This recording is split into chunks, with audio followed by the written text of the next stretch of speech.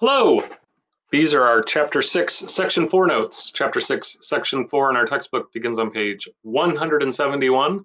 It's only 3 short pages long. And Chapter 6, Section 4 is about independent agencies and regulatory commissions. So the main idea as we read Section 4 that we should keep in mind, that independent agencies and regulatory commissions of the US government perform specialized duties. 3 key terms to know: independent agencies, regulatory commission, and bureaucracy. And 3 questions to keep in mind while you read. 1, what are some examples of independent agencies and what duties do they perform? 2, what are regulatory commissions and who runs them? And 3, what makes up the federal bureaucracy? So try to keep those 3 questions in mind as we look at Chapter 6, Section 4. So it starts talking about independent agencies. If you remember last time, we talked about the cabinet of the president and the executive office. So some very close advisors to the president, like the NSC, the National Security Council, and usually big, enormous departments like the Department of Defense that deals with the military, or the Department of State that deals with foreign affairs, or the Department of the Treasury that deals with money and the economy. Those are the big parts of the US federal government executive branch that help the president enforce laws. But many, many other independent agencies and regulatory commissions have also been created to help enforce our laws. And of course, that's what the executive branch does, is enforce laws. So independent agencies, more than 65 created so far, each do a very specialized job created by Congress because they have to make the laws, but part of the executive branch to actually enforce the laws Congress has passed. So for example, the US Commission on Civil Rights was created to protect minorities and make sure that laws protecting minorities are enforced. And NASA, one of the better known parts of the US government, the National Aeronautics and Space Administration, NASA, NASA, that runs the US space program. So the space shuttle was part of what NASA did to carry out the mission of the US government in terms of space exploration.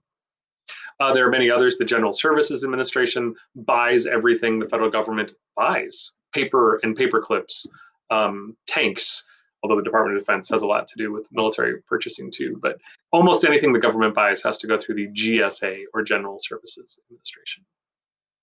There are quite a few other independent agencies run by the US government, but there are also regulatory commissions. And a regulatory commission, although a type of an independent agency, it has a separate and special power, which is it can make its own rules and bring violators to court. Now, it can't make the law, but it can make different rules how to apply and enforce the law. And whatever these commissioners say often have the weight of law unless Congress steps in and changes, or the courts step in and say the commissions have gone too far. So for example, Congress passed laws in the 1970s about how we finance political campaigns, who can give money, who can give how much money, and so on.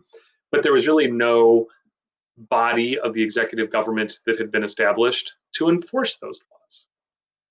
And so in 1971, the government decided that we should create a Federal Election Campaign Act, which created the Federal Election Commission, or the FEC, which was created in 1974 to enforce the laws regarding campaign financing in this country. The Consumer Product Safety Commission is another regulatory commission. They help determine the rules that all companies have to follow so they're not making dangerous products. The SEC, or Securities and Exchange Commission, deals with sellings of stocks and bonds in this country, and there are lots and lots of other examples of regulatory commissions.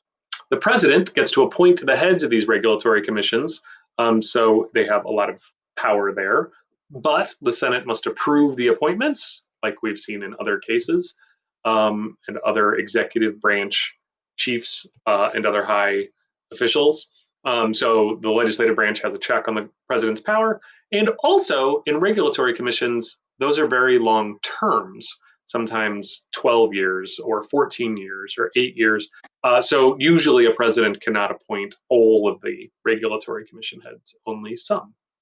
which is another check on the government's power.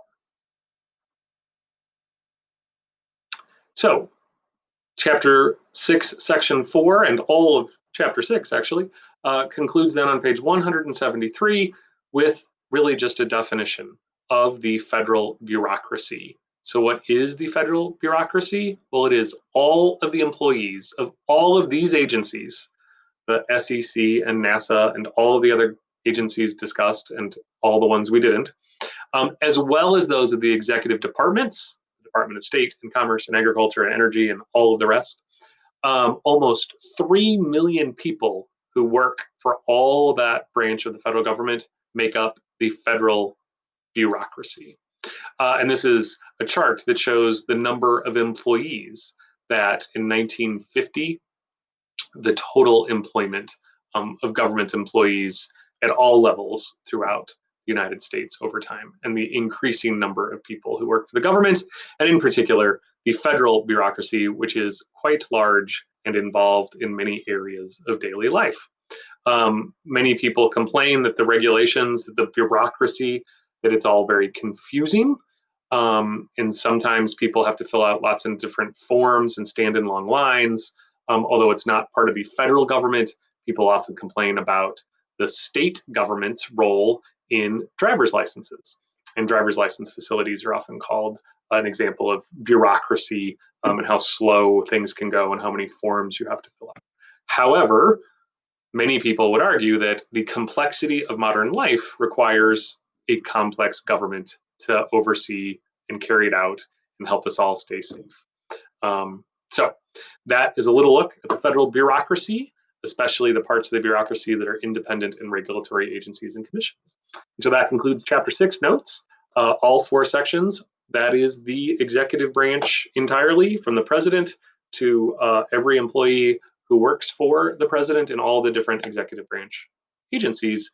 That's how the government enforces the laws or executes the laws, the role of the executive branch in our constitutional form of government. So thanks again for your attention. And next time, we'll come back with Chapter 7 notes.